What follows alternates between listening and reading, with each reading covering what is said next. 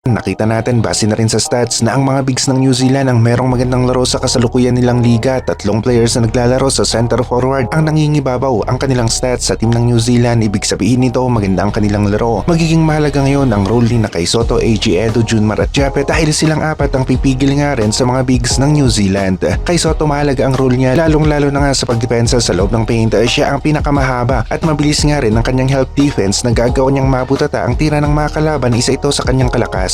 Magiging crucial ang combo plays ng Gilas bigs sa offense at depensa dahil ang nagdadala ng laro ng New Zealand ay ang kanilang mga bigs. Isa-isa natin na tinignan ang kasalukuyang stats ng mga players ng New Zealand sa kanilang liga at lumalabas na ang mga players na malakas ang laro ngayon sa kanilang team ay ang kanilang mga bigs. Buti na lang at meron tayong Kai Sotto, AJ Edo at Junmar na maglalaro sa shaded area at magiging advantage naman itong si Justin Brownlee sa wing position at ito ang magiging isa sa butas ng New Zealand. Nakikita natin na mahihirapan nga rin ang team ng New Zealand dito kay Justin Brownlee. Siya ang isa sa alas ng Gilas at kung nag-click na naman ng Kai Sotto, Junmar, lumabas ang best game nila na kanilang ipinakita laban sa team ng Latvia ay magagawa talaga ng Gilas na makuha ang panalo. Nakadepende pa rin ang lahat sa magiging takbo ng ensayo ng Gilas, yung kalagayan ng mga players natin at kung gaano sila kahanda laban sa team ng New Zealand. Ilan lamang ito sa pwedeng makaapekto sa performance ng Gilas team. Alam rin ng Gilas camp na malakas ang mga bigs ng New Zealand kaya naman kailangan talaga nila ang isang Kai Sotto at naglabas sila ng pahayag na sigurado na maglalaro si Kai para sa Gilas team. Maganda at parehong players, coaches at sistema ang Gilas team natin ngayon kaya naman madaling makaka-recall ang Gilas ngayon sa kanilang mga plays at asahan rin natin ang konting adjustment. Automatic na yan. Merong adjustment sa bawat kalabang team ng Gilas. Titignan nila ang kahinaan ng kalaban at para sa atin nakita natin na sa wing at guard position nakakaangat ng konti ang Gilas team. Pwede nilang simulan ang kanilang mga plays sa mismatch sa position na ito. Mabigat pa rin ang mga players ng New Zealand at titignan natin kung gaano nga ba kalakas ang makakalaban ng Gilas, pero tandaan natin na kaya ng Gilas ngayon ang mga European teams at maging ang New Zealand ay posible talaga na matalo sa paparating na second window ng FIBA Asia Cup qualifiers. Saktong 13 players ang nasa listahan ni Coach Flavel na maglalaro para sa team ng New Zealand at umpisa natin sa kanilang mga bigs at forwards. Una sa kanilang pinakamatangkad at ito ay si Tyrell Harrison. Kasalukuyang naglalaro sa NBL Australia at sa team ng Brisbane Bullets. Merong height na 7 feet ang player na ito at asahan na natin na si Kai Sotto ang itatapat ng Gilas sa center position. Parehong merong 7-footer ang magkalabang team ang New Zealand at ang Gilas. Magiging mahalaga ngayon ang height ni Kai Sotto para sa Gilas team at kakailanganin natin ang kanyang depensa sa loob ng paint. Sunod ay itong si Sam Wardenberg ng Taipans, naglalaro rin sa NBL Australia. Merong height na 6'10", center forward ang laruan at maganda-ganda rin ang pinapakita ng player na ito sa NBL Australia kagaya ni Tyrell Harrison. Sa dalawang players pa lamang na ito ay kailangan na talaga ng Gilas na magkanda sa paparating na second window ng FIBA Asia Cup qualifiers dahil malakas-lakas rin ang team ng New Zealand na didihado ang Gilas team. Sunod ay itong si Sam Menenga na nasa 6'8" ang height kapag walang sapatos at nasa 6'10" naman kapag nakasapatos. Ang laruan ng player na ito ay center forward nga rin. Naglalaro rin sa NBL Australia para sa team ng New Zealand Breakers at magiging abala nga rin sina Kai Sotto, AJ Edo at Junmar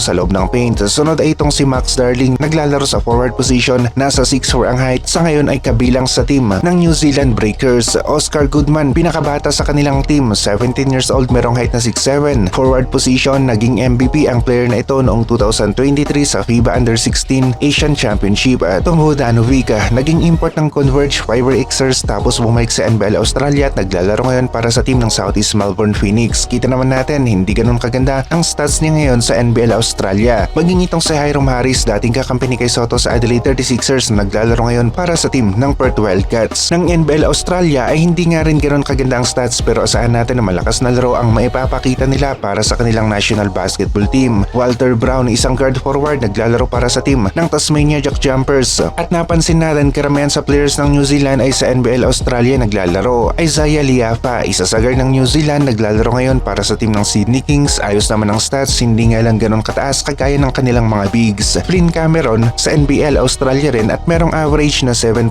points sa team ng Melbourne United. Isaac, isa pa sa guard ng New Zealand sa NBL Australia nga rin, naglalaro at hindi ganun katindi ang kanyang stats. Saktuhan naman ang stats ni Corey Webster, 6.1 points noon sa NBL Australia at nakikita natin na magiging ayos lang ang Gilas guards natin. Kung sa NBL stats ay hindi ganun kaganda ang stats ng mga guards ng New Zealand at mga bigs ang magdadala ng kanilang laro, kaya aasa naman ang Gilas kina Kai Sotto, Junmar at AJ Edo. Maliwanag sa stats ng mga players ng New Zealand mula sa NBL na ang kanilang center power forward ang merong malakas ang laro sa ngayon sa kanilang liga.